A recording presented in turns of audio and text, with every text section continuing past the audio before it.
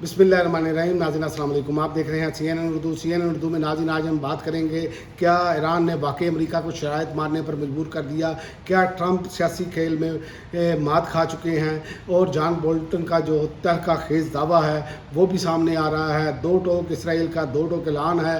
تیل کی قیمتوں میں تاریخی کمی ہے. عالمی منڈیوں میں زبردست تیزی ہے.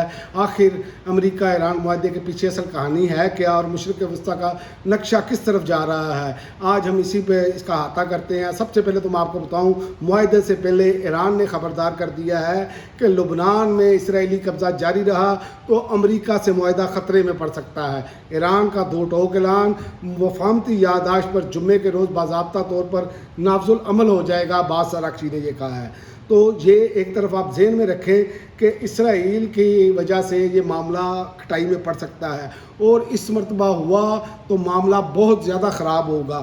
یہ اب چھوٹی جنگ نہیں رہ جائے گی اگر اسرائیل ایسے ہی لگا رہا، کیونکہ ایران فاتح ہے اور فاتح کبھی بھی پیچھے نہیں ہٹتا. اور دوسری جانب ایران نے کے حوالے سے جو امریکی قومی سلامتی کے مشیر ہیں انہوں نے کہا ایران نے ٹرمپ کو وائلن کی طرح بجایا ہے. سابق امریکی قومی سلامتی کے مشیر جان بولٹن نے ایران اور امریکی صدر ڈونلڈ ٹرمپ سے متعلق ایک تند و تیز تبصرے میں کہا کہ ایران نے ٹرمپ کو وائلن کی طرح بجایا ہے. میڈیا رپورٹس کے مطابق جان بولٹن نے کہا تہران نے مذاکرات اور سفارتی چالوں کے ذریعے واشنگٹن کو اپنی مرضی کے مطابق کھیلنے پر مجبور کیا. تو یہ میں آپ کو بتاؤں کہ جیسے جنگ کے میدان میں وہ ان کو لائے اپنی مرضی کے مطابق، ایسے ہی ہوا ہے.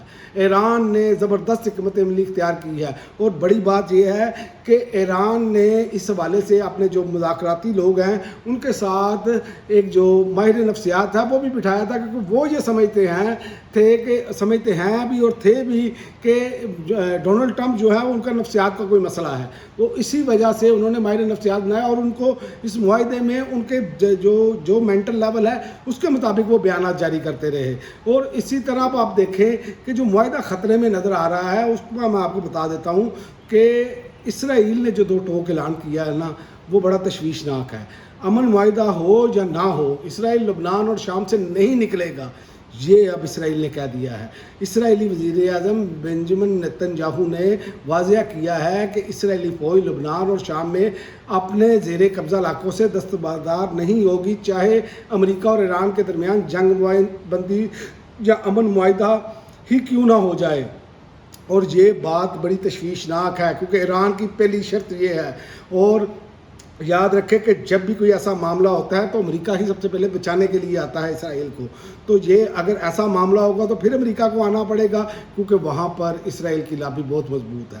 تو یہ جو صورتحال ہے یہ انتہائی تشویشناک ہے کہ جو معاہدہ یہ کسی ٹائم بھی ٹوٹ سکتا ہے. اللہ کرے یہ نہ ٹوٹے اور دیر پا ہو، اور اسرائیل جو قبضہ کیا ہے اس نے علاقوں پہ اسے وہ خالی کرے، ورنہ یہ معاملات اس مرتبہ بگڑے تو تیل کی قیمتیں کنٹرول نہیں ہوں گی. اس مرتبہ اگر ہوا تو باب المندب بھی بند ہوگا، آبنائے ہرمز بھی بند ہوگی، اور وہ جو یورپین منڈیوں میں جو رسائی کے لیے راستہ ہے وہ بھی بند ہو جائے گا. اور ایران نے اس سے پہلے یہ آبنائے ہرمز پہ بند کر کے دکھایا، اور یہ باب المندب بھی بند کر کے دکھائے گا. ایران نے اپنی پوری تیاری مکمل کی ہوئی ہے، لہذا ہمیں بہتری کی امید کرنی چاہیے. دعا گو بھی ہم یہی ہیں. اور دوسری جانب آپ دیکھیں کہ امن معاہدے کی جیسے ہی بات گشت شروع ہوئی امریکہ ایران معاہدے کے حوالے سے، امریکہ عالمی سٹاک مارکیٹس میں اس ٹائم زبردست تیزی آ گئی ہے.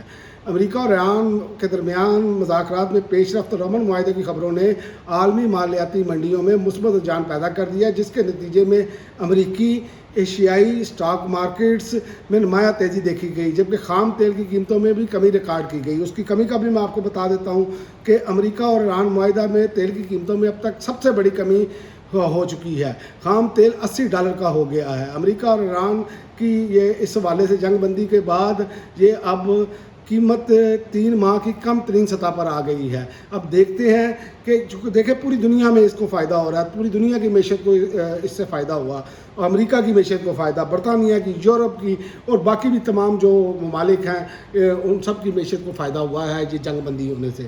لیکن ایک اسرائیل کی وجہ سے پوری دنیا میں اگر بدامنی پھیل رہی ہے تو اس پر دنیا کو غور کرنا ہوگا. اور دوسرا آخر میں اس میں یہ ایڈ کر دوں کہ پاکستان کی حکومت جو ہے یہ تیل کی قیمتیں کب واپس جنگ سے پہلے والی سطح پر لائیں گی. اب تو قیمتیں جو ہیں وہ کتنی کم ہو چکی ہیں، لہذا عوام کو ریلیف دینا چاہیے. اس حکومت کو بھی دعوے تو بڑے بلند و باغ ہیں لیکن کوئی ایسا معاملہ نہیں کیا جا رہا. گراؤنڈ پہ ابھی تک ایسا کچھ نہیں نظر آیا. یہ 5-10 روپے کم کر کے عوام کو ایک لولی پاپ دیں گے.